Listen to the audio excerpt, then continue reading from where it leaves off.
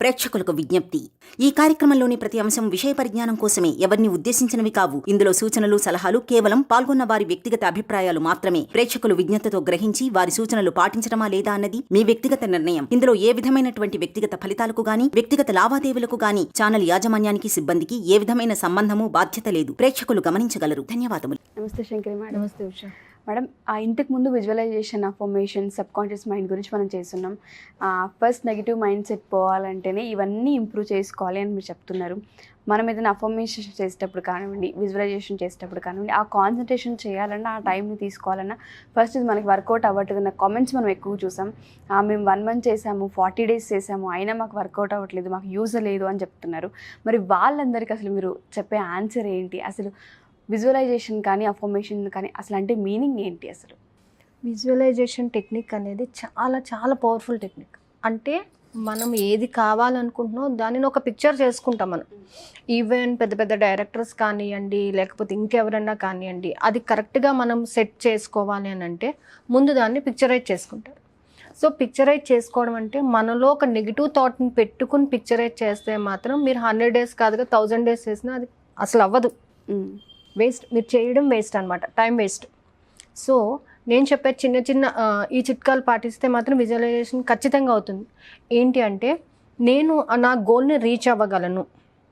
So నా గోల్ని నేను reach అవ్వాలంటే నేను కొంచెం కష్టపడాలి, నాలో ఉన్న ఎనర్జీని ఇంక్రీజ్ చేయాలి. కనిపించిన ప్రతి ఫ్రెండ్కి నేను ఇది అవ్వాలి, నేను ఇది అవ్వాలి అని నువ్వు చెప్తున్నావు, కానీ అది ఎక్కడి నుంచి వస్తుంది? నీ మనసులో నుంచి రావటం లేదు. ఎవరినో చూసి నువ్వు ప్రేరేపించబడుతున్నావు అంతే. అది కానీ నీలోని నిజంగా ఆ సంకల్పం ఎప్పుడైతే ఉంటుందో, గట్టి సంకల్పం ఎప్పుడైతే ఉంటుందో, అప్పుడు దాన్ని నువ్వు విజువలైజ్ చేసుకోగలుగుతావు. క్లియర్ సినిమా నీకు కనిపిస్తుంది అనమాట.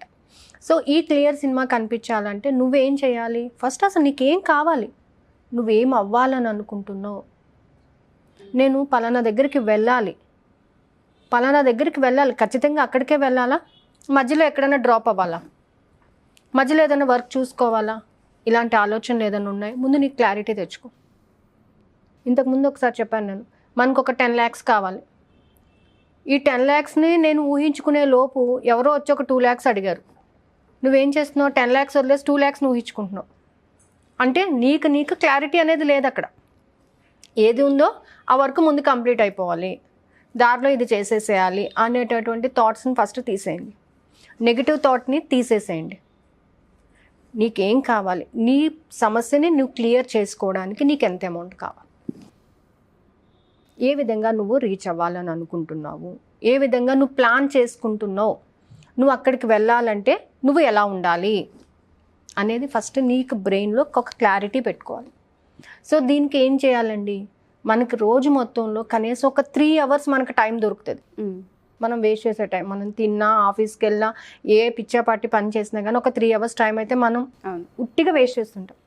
ఆ వేస్ట్ చేసే టైంలో ఒక్క 1/2 hour రూమ్లో కూర్చొని అసలు నీకేం కావాలి, నీ మనసుని ఖచ్చితంగా అడుగు.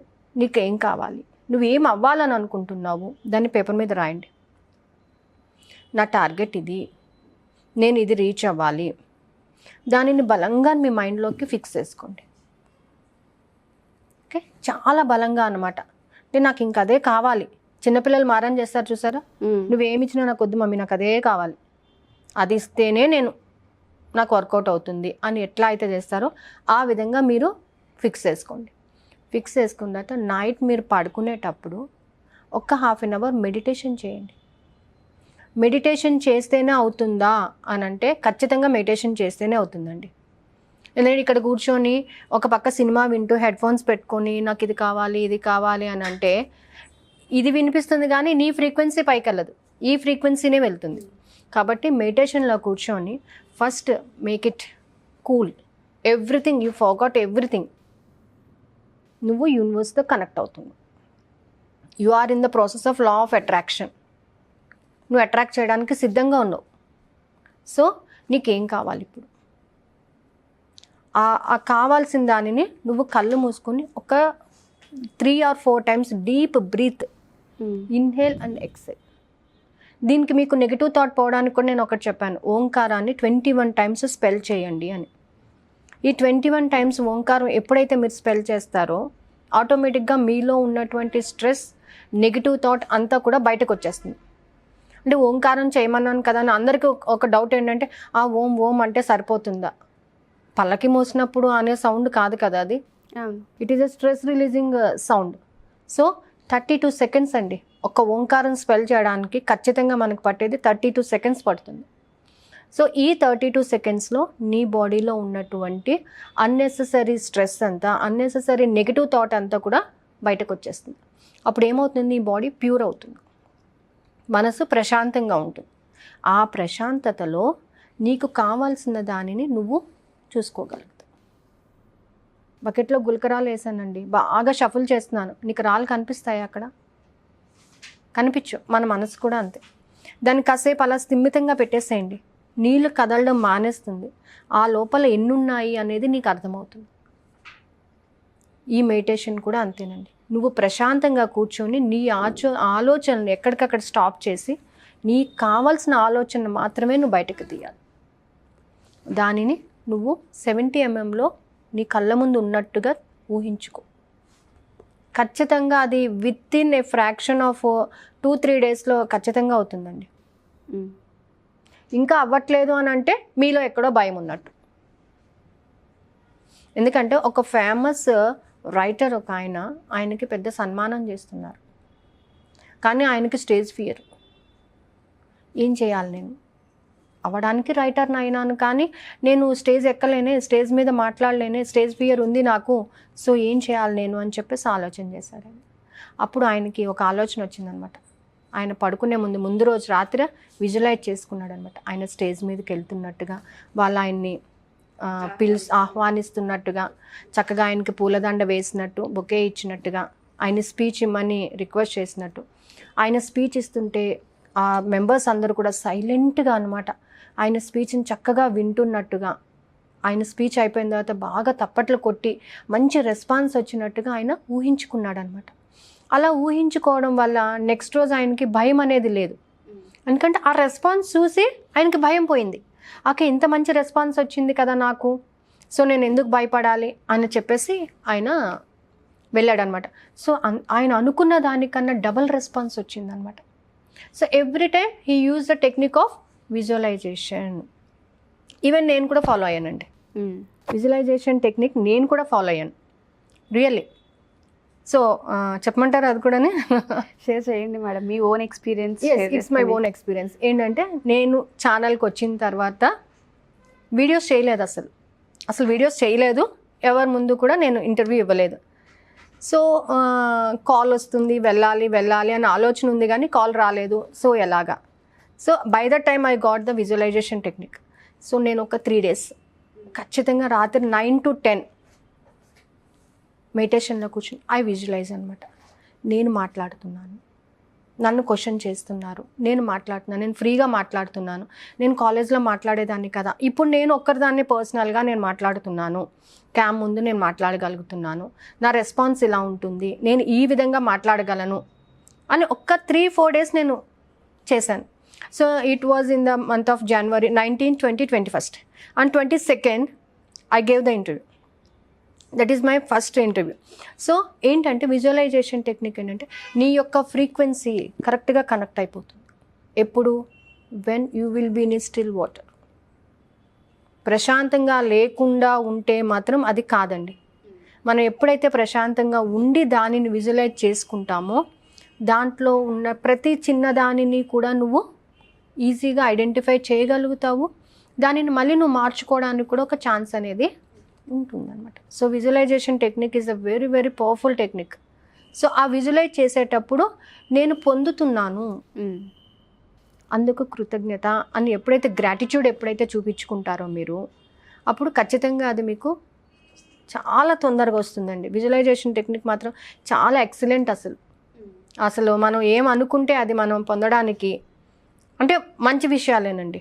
చాలామంది they are using for the bad things also, ఈ విధంగానా అని చెప్పేసి. కానీ you have to use for the good thing. Bad things use చేసుకుని విజువలైజ్ చేసుకున్న వాళ్ళకి తర్వాత ఏంటంటే నిచ్చిన్మించి దిగడమేనండి, ఎక్కడం ఉండదు. అది కూడా చెప్తున్నాను. అంటే ఏదైనా విజువలైజ్ చేసుకోవచ్చా, ఎలా అయినా విజువలైజ్ చేసుకోవచ్చా? నో.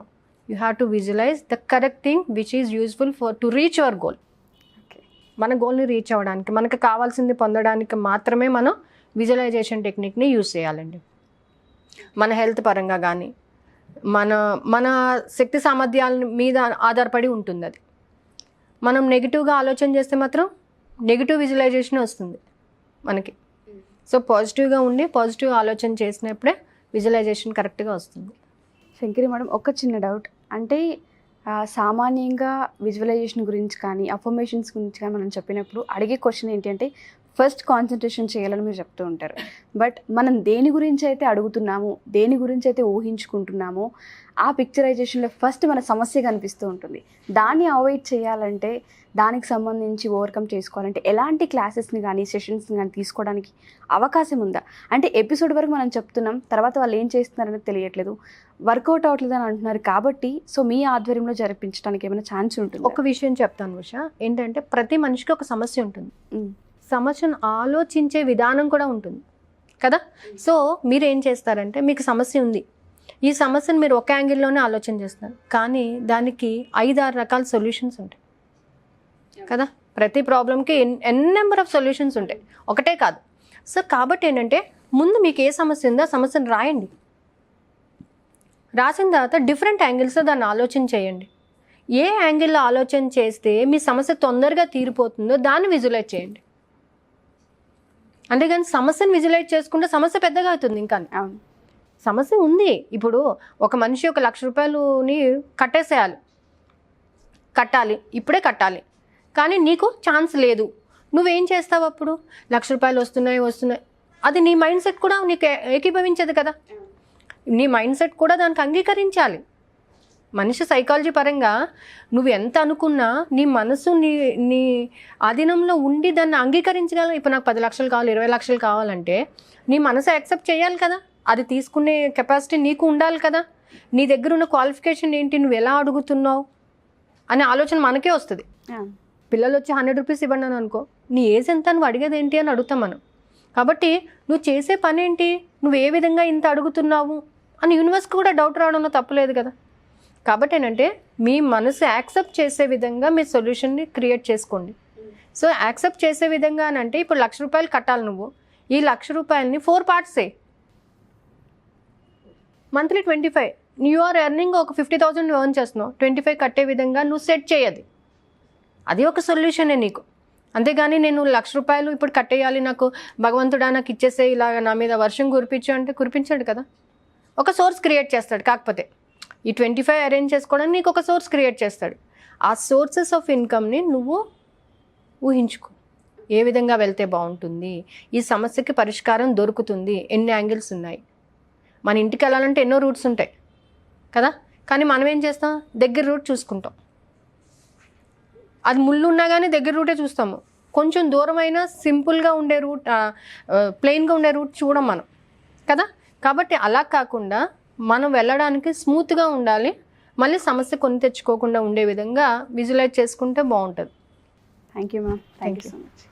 సో చూసారు కదా, ఎవరైనా సరే ఉమాశంకరి మేడంని కన్సల్ట్ అవ్వాలి అనుకుంటే అఫర్మేషన్స్కి సంబంధించి, దాంతోపాటు ఈ మధ్య కాలంలో బిజినెస్ ఐడియాస్ని కూడా ఇస్తున్నారు. అండ్ కొంతమందికి అఫర్మేషన్స్లో కొన్ని డౌట్స్ ఉన్నాయి, దానికి సంబంధించి కామెంట్ రూపంలో కామెంట్ చేయొచ్చు. డౌట్స్ గురించి పర్సనల్గా క్లాస్ కావాలి, కౌన్సిలింగ్ తీసుకోవాలని కనుక మీరు అనుకుంటే కింద స్క్రోల్ అవుతున్న కాంటాక్ట్ని కాంటాక్ట్ చేసి ఎన్రోల్ చేసుకోవచ్చు. Thank you.